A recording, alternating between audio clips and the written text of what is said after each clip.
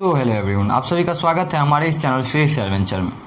जैसा कि आप लोग को पता है, हम लोग बोर्ड एग्जामिनेशन के लिए इलेक्ट्रोस्टैटिक्स से लेकर के कम्युनिकेशन सिस्टम तक का 2 मार्क्स का क्वेश्चन का सीरीज चला रहे हैं। वैसे ही ऑब्जेक्टिव का भी चला रहे हैं, समय आने पर 5 मार्क्स के क्वेश्चन का भी सीरीज चलेगा। ठीक है, तो उसी का ये क्वेश्चन नंबर 5 है, जिसमें हम लोग डिस्कस करने वाले हैं कूलम्ब्स लॉ के बारे में। ठीक है, तो ध्यान से आप लोग समझिएगा, आपको पक्के से समझ में आ जाएगा।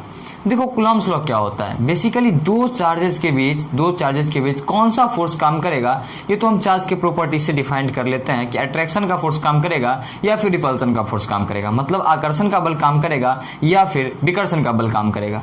लेकिन कितना फोर्स काम करेगा वो हमको कैलकुलेट करके देता है कूलम्ब्स लॉ।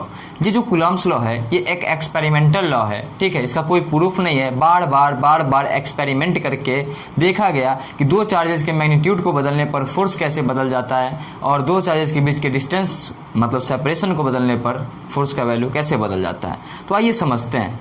देखो, कूलम्ब साहब जो थे वो उन्होंने बताया कि दो चार्जेस अगर कुछ फाइनाइट डिस्टेंस पे रखे हुए हैं, लेट अस से उसको मैंने बोल दिया क्या, आर, तो इनके बीच फोर्स काम करता है। और ये जो फोर्स काम करता है, इसका नाम इलेक्ट्रिक फोर्स होता है या फिर इलेक्ट्रोस्टैटिक फोर्स भी इसको बोलते हैं। हिंदी में इसको स्थिर वैद्युत बल या फिर वैद्युत बल भी बोलते हैं। इसे कूलम्बियन फोर्स के नाम से भी जाना जाता है। क्यों?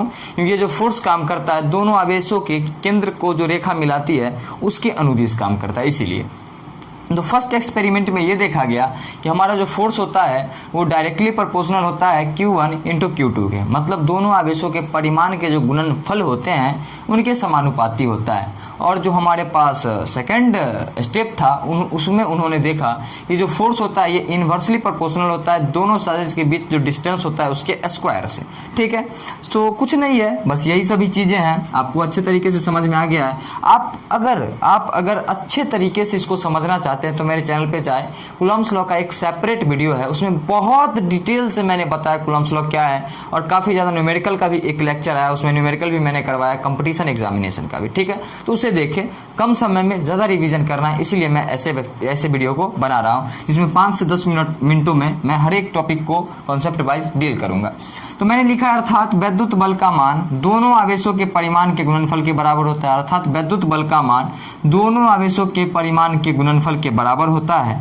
ठीक है, दोनों आवेशों के परिमाण के गुणनफल के समानुपाती होता है एवं उनके बीच की जो दूरी होती है उसके वर्ग के व्युत्क्रमानुपाती है। दूरी के वर्ग के व्युत्क्रमानुपाती, किसके वर्ग, दूरी के वर्ग के व्युत्क्रमानुपाती होता है। ठीक है, चलिए अगर दोनों इक्वेशन को हम कंबाइंड कर दें तो F is equal to F directly proportional Q1 into Q2 upon में R स्क्वायर आने वाला है।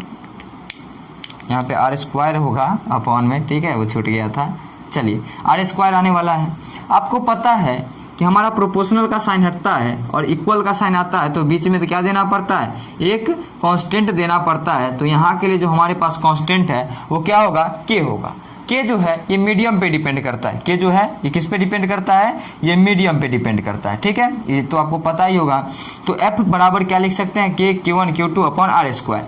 देखो, माध्यम अगर हवा हो, माध्यम क्या हो, हवा हो, तो उसके लिए K का वैल्यू होता है 1/4 पाई एप्सिलॉन नॉट। अगर मीडियम होता है तो K का वैल्यू हमारे पास होता है 1/4 pi epsilon not into epsilon R। सिर्फ एक स्टेप बढ़ जाता है, वो भी हम एक सेपरेट लेक्चर में डिस्कस करेंगे। ठीक है, तो F बराबर क्या हो जाएगा, अगर हवा हो, माध्यम हवा हो तो दोनों आवेशों के बीच क्या हो, एयर हो, तो F बराबर 1/4 pi epsilon not Q1 into Q2 upon R square. और ये जो 1/4 पाई एप्सिलॉन नॉट देख रहे हैं आप, इसका वैल्यू हवा के लिए क्या होता है, 9 इंटू 10⁹ होता है SI सिस्टम में। ठीक है, तो आई होप आपको ये समझ में आ गया होगा। नेक्स्ट लेक्चर में हम लोग डिस्कस करेंगे दो आवेशों के बीच अगर कोई माध्यम हो तो उनके बीच फोर्स कैसे काम करेगा। ठीक है, चलिए आज के लिए इतना ही रहने देते हैं, मिलते हैं क्वेश्चन नंबर 6 में।